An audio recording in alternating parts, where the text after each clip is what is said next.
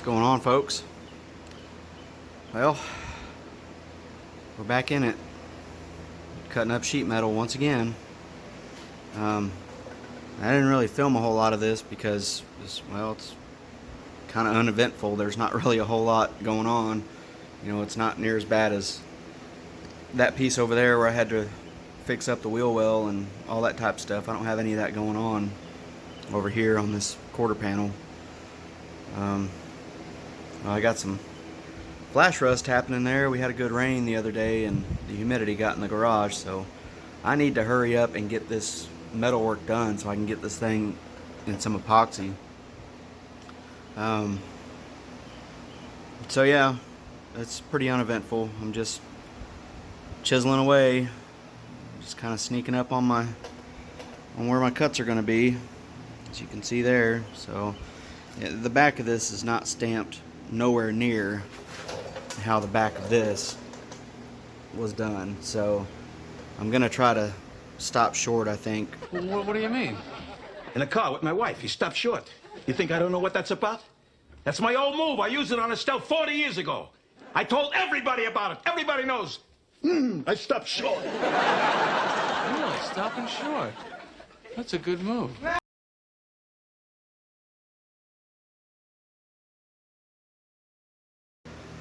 Because the bumper comes all the way up to here anyways, so it'll cover all that. And as you can see by the 1,321.5 spot weld holes there, they really did not want that quarter panel to come flying off the car. GM was very concerned about everybody's safety and well-being on this one particular quarter panel for whatever reason. I mean, they are just riddled through there. It looks like it was shot up by Bonnie and Clyde or something. I don't know. But I did get lucky, and you know, the rust does stop kind of towards the lower portion of the panel, so I didn't have to cut too much out. I mean, you know, and this quarter here that I bought comes with the style line right there, and then this is supposed to be kind of a flange that you can slip up underneath. If you got the flange tool, you can do a flange across the top of that and slip it up underneath and weld it. But I'm gonna stay away from the style line because there's no need in cutting all that out. I'm just gonna stay low and be done with it. So I took the bumper off to get access to all this stuff, and just real quick wanted to talk about these guys, these impact supports. As you can see, mine it just disintegrates into nothing. It's 42 years of just, I mean, it's just falling apart. So it's got rivets that hold it in. Of course, that one's missing. There's one back there. So there's a rivet. And I may just do some bolts with some blue thread locker or something on there to put them back in. The bumper cover, same way. It's got all these big pop rivets to hold it on. But I've got over here, I got a new impact support right here in this box. See the top of it there? I'm not going to pull it all the way out, but I say new, it's actually used. I bought it off of eBay, off of some guy who took his car apart here recently. But it's flexible and it's not falling apart like that one is, so I'm going to go ahead and put it in, because the only other one that I could find was on Classic Industries for like $230, and it's just a fiberglass mold. That's the shape of the cover that fits in behind there. And of course, they're out of stock on it, so Lord knows when it'll come in. And the one that I bought from eBay, that used one, it was only like $36 or $34 or something, so wasn't too bad, you know. And it's one of those things where, again, nobody's gonna see it, so I hate to spend, you know, $250 almost on one, $230, whatever I said it was. It's just not worth it to me. You get a good used one, throw it in there, serves its purpose, does its job. So we'll bring you back when I got a little bit more work done on this. Like I said, I'm not going to film a whole lot of it because it's just a little bit uneventful. There's not really too much that's exciting about it. Okay, got her burned in there. Looks okay. My welds are getting a little bit better, but the problem with this piece is it's such a long span of just flimsy, thin sheet metal through there. You know, it's easier when you have little spans like that. There's more rigidity to it. This here just flexes so much while you're going through there. So there's a lot of warpage taking place, and I'm hoping that I can get it out of there with some body filler. But I'm about to smear some fiberglass over it, cover up any pinholes that I have. There might be just a couple. Looks like probably a little pinhole there. But yeah, see, that's all so wavy right through there. I mean, it's just peaks and valleys across that entire seam right there. So I don't know. I'm hoping I can work some body filler in there and smooth it out.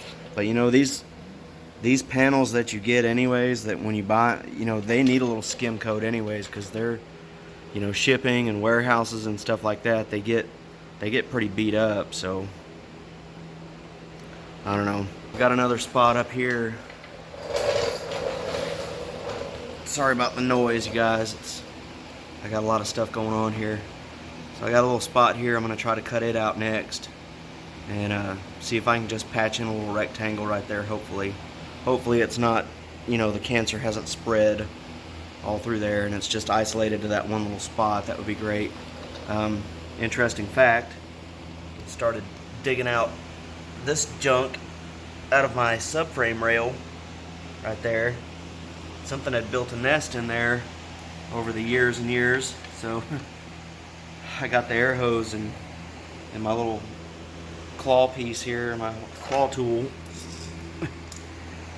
and just started blowing everything out of the subframe. That's all that came out of it. That is pretty nasty.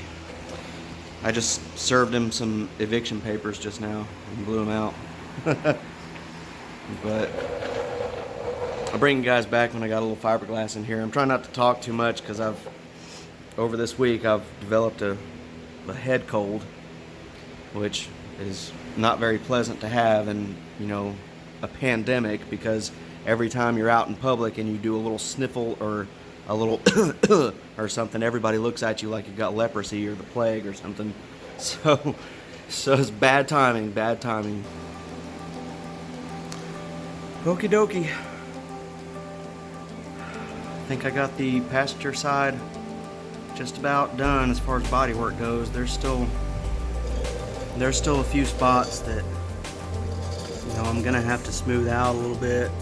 It's kind of in these wheel well areas and things like that.